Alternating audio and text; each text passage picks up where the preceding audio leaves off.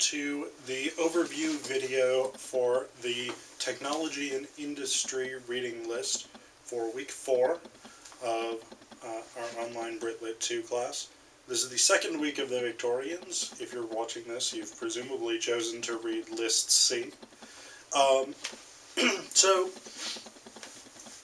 technology, industry, science, discovery, development, manufacture, all of these things were really, really important to the Victorians because we experience a transformation over the course of this 64-year reign of Victoria.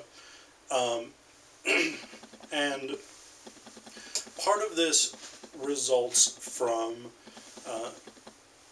scientific developments, technological developments, which really come into their own in the Victorian era. So, I mean, things like the steam engine had been invented earlier. The steam engine is invented really in the 18th century, but it becomes an efficient means of production in the Victorian era, and we get sort of massive expansion of factories and things like this in industrial towns. So, I mean, a city like Manchester goes from a fairly small, insignificant village in sort of northwest England, sorry, to this massive urban center with a huge population because of industrialization. Liverpool expands, London expands massively, Glasgow and Edinburgh expand in Scotland, Belfast expands, Cardiff expands. So all of these cities become industrial centers with both the positives and negatives that come with that. So on the one hand, this brings in an entirely new class of fabulously wealthy people, the bourgeoisie, capitalists, business owners, factory owners, mill owners, and things like this. On the other hand, it brings in a massive population of the urban poor, people who are workers or who are out of work. And actually, this is something we talked about in relation to the reading list for gender and sexuality, because a lot of these poor women who didn't have many opportunities, who weren't able to get jobs and things like this, actually turned to prostitution, and that was one of the major social problems of the age. So we have this culture of the urban poor. We have exploited workers in horrific working conditions, children working, sometimes like 4-, 5-, 6-year-old children working in mines, working in factories, working in fabric mills, cotton mills, and things like this. And actually one of the reasons that employers really liked children was because they had small hands and they could reach inside the machines and sort of adjust things and fix things and get out rocks or whatever that were stuck in there. Well, and they were children, so you only had to pay them like a fraction of what you would pay an adult man to work. Women got paid less as well, but there was no weekends. Most factories, most mills and things ran 24 hours, with workers working probably like 12-hour shifts, pretty standard. Sometimes more. I mean, sometimes as little as 8- or 9-hour shifts, but sometimes as much as 16- to 20-hour shifts. So very, very long shifts, very, very difficult, and this wasn't like you work for 3 hours and you get a half-hour lunch break or something like this. This was like, you worked for 8 hours, you worked for 12 hours. Sometimes there was a sort of break, a short break, like 15 minutes or so, to have a little bit of food and some tea or something, but a lot of times it was a solid 12-hour shift. It's very, very dangerous. No protections for workers. So these were early industrial machines. A lot of people lost limbs. A lot of people had hands crushed, had fingers cut off. arms taken off by machines and things like this. And so there were no, I mean, there's no like protective casings or anything. Like if you screwed up and got your arm caught in a machine, your arm was gone. And if your arm was gone, it meant you couldn't really work in that factory anymore, and so you were out. So there were some terrible working conditions. And there was no sort of social security or anything like this. So if you were out of a job, you were either begging or you were going to the workhouse. And the workhouse basically meant sort of slave labor for just enough food to keep you alive and a sort of bed in a large sort of communal barracks kind of thing. So the conditions of urban poverty were really horrendous, and the conditions of labor were really horrendous. You can thank labor unions that we don't have those working conditions anymore in the US and in Britain. But on the other hand, well, okay, so actually before I transition, so one of the other sort of upshots of this is the development of socialism.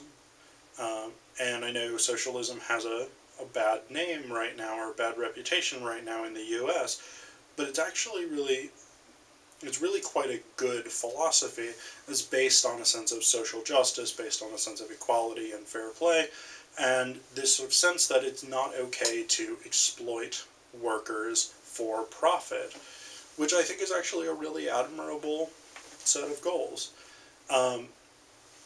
So it was in this era that Karl Marx and Friedrich Engels write the Communist Manifesto in 1848, which launches communism. Marx writes Das Kapital, or Capital, later on in his career, and it comes out, it's a long, long book, a series of volumes that comes out during the mid-Victorian era, and so this shapes things. We have Proudhon and these other sort of voices who are advocating anarchism. We have people advocating socialism and communism and things like this.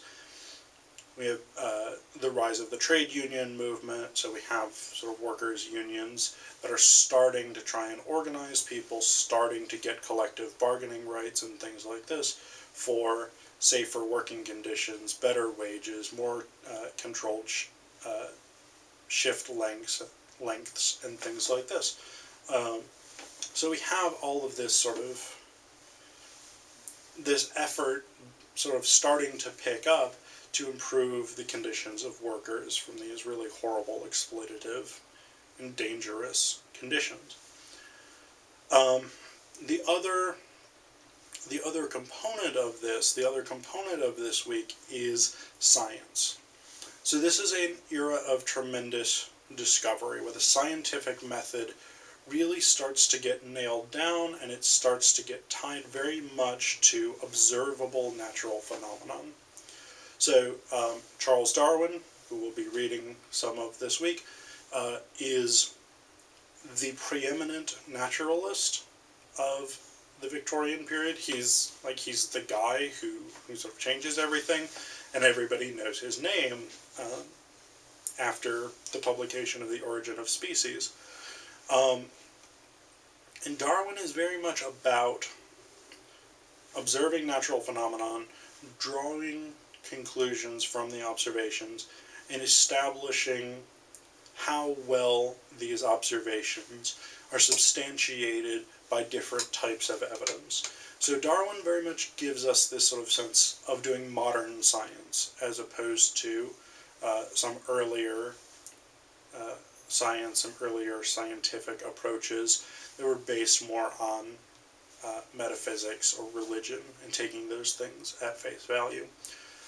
But this is an era where we have tremendous scientific developments. So we have the establishment of efficient, safe, fairly safe railroads. And again, railroads are a huge thing for the British because it allows them to move stuff everywhere. It allows them to transport cargo. It really facilitates commerce and things like this. We have the transition from sailing ships in 1837 to steamships at the end of the century, we have the development of telecommunications. We have, I mean, and obviously a lot of this work is being done in other places. I mean, Alexander Graham Bell, an American, but I mean, telegraph, telephone, the first films are made, first movies are made during the Victorian era, photography is invented. So we have all of these great technological developments, as well as things like improved factory machines, milling machines, mining equipment, and so on and so on. And so the British are very, very good at discovering things, learning things, improving things, and so this shapes a lot of their sense of the world around them, their sense of progress, their sense of growth and development and movement into the future. However, this sort of scientific development, technological development, and progress also brings with it some major concerns. There are a lot of worries about, especially with the sort of rise of urban poverty and large urban populations in slums and things like this, there are concerns about degeneracy. And Darwin's theory of evolution contributes to this as well, because people sort of say, well, if we can evolve from lower orders of creatures to higher orders, can we also devolve back to lower orders? And so there are all of these concerns in the late Victorian era about city dwellers, especially impoverished people, people living in slums, devolving from sort of full humans to a sort of lower ape-like form or something like this. And then there's also the rise of what we'd call social Darwinism, which is connected to this idea of devolution, but it's not the same thing. Social Darwinism attempts to apply Darwin's theory of evolution to societies. So it says, white people are on the top, Europeans are on the top, they are the most developed and advanced form of humanity, and then you get Indians maybe, and then you get, say, I don't know, East Asians and stuff like this, and then down near the bottom you get African peoples, and the descendants of Africans. So there's this racial hierarchy, this ethnic hierarchy, like the British, the English are superior to the Scots and the Welsh, who are superior to the Irish and things like this. And so social Darwinism really sort of underpins racism.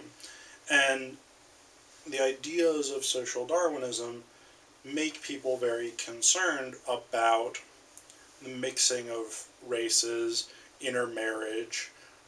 They make people concerned about sort of ethnic purity and how to sort of maintain their own position at the top of the hierarchy and things like this.